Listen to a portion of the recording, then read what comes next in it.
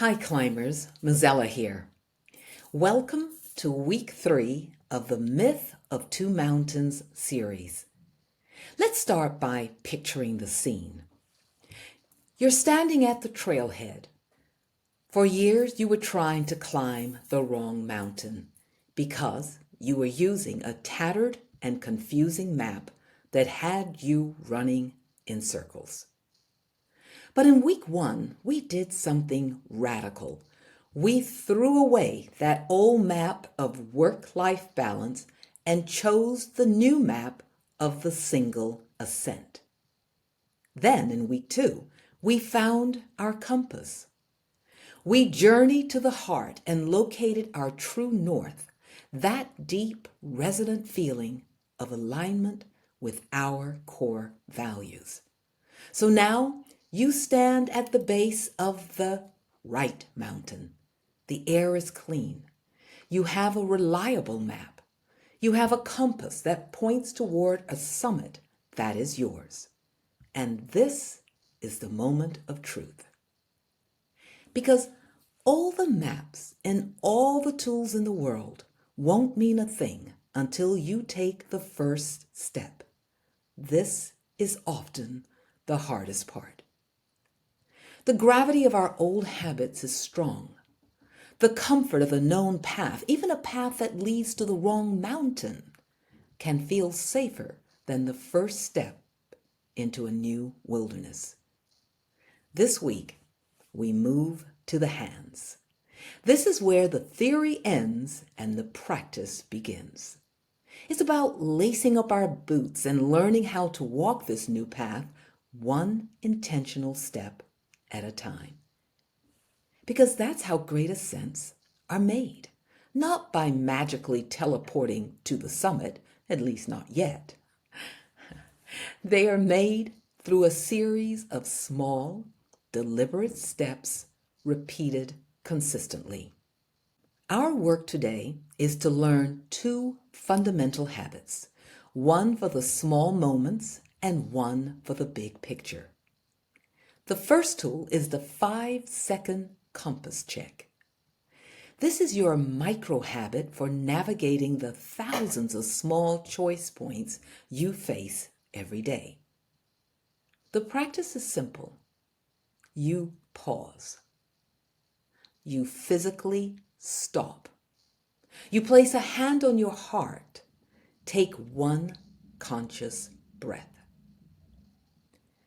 And you ask, does this choice move me closer to my true north feeling or farther away?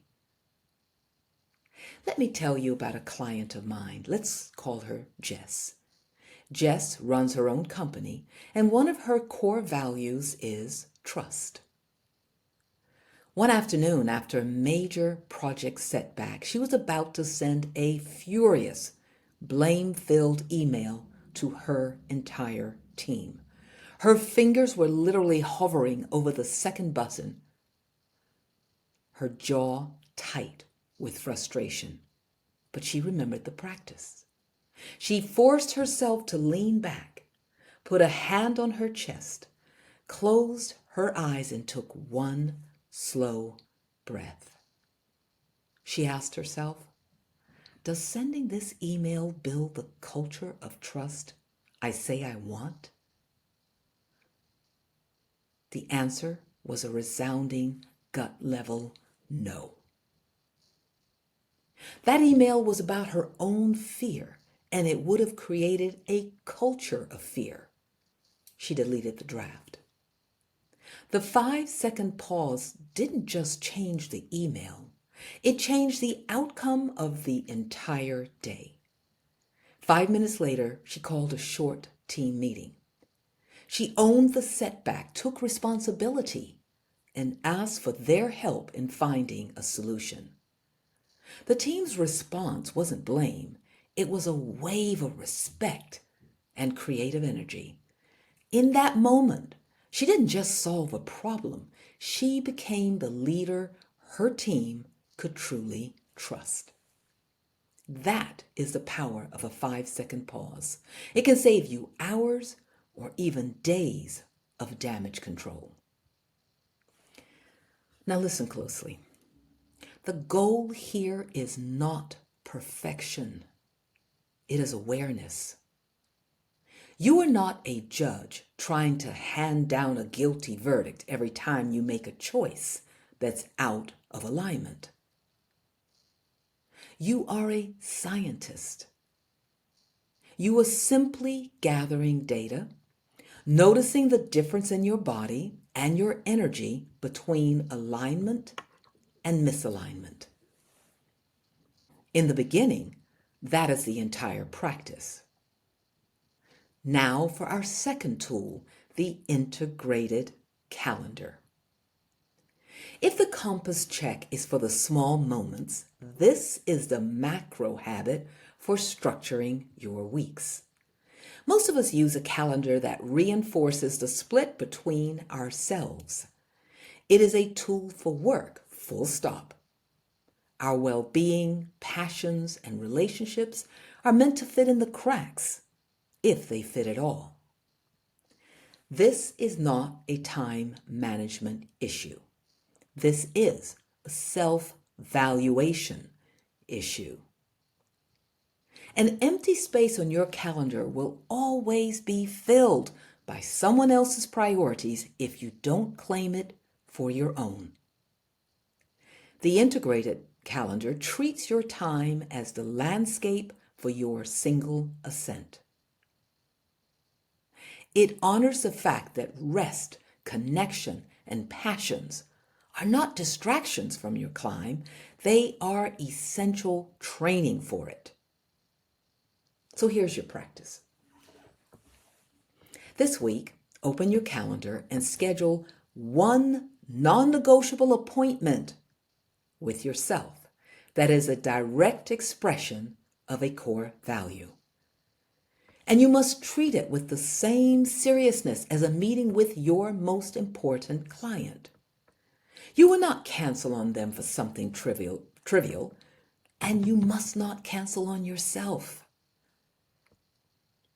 If one of your true north feelings was creativity, block out 90 minutes on Friday, creative exploration. Do not schedule. If one was connection, block out Tuesday evening, protected family dinner, no devices. If one was well-being, block out 3 one-hour slots, ascent training.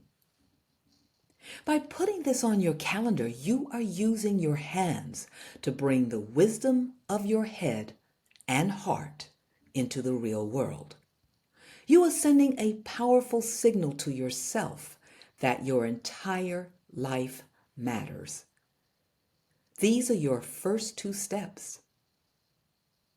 The 5-second compass check guides you in the moments between the rocks. The integrated calendar ensures you are placing the big rocks first. They are small, they are simple, and they are the beginning of everything. Next week, we'll bring all of this together. We'll do the work of learn and grow, looking at how the map, the compass, and these first few steps create a sustainable practice for your journey toward the nexus point. Until then, focus on these 2 habits. Be patient with yourself, and remember that every great expedition begins with a single intentional step. Before you go, I'd love to hear from you. Hit reply and share the one appointment you are scheduling with yourself on your integrated calendar this week. Climb on.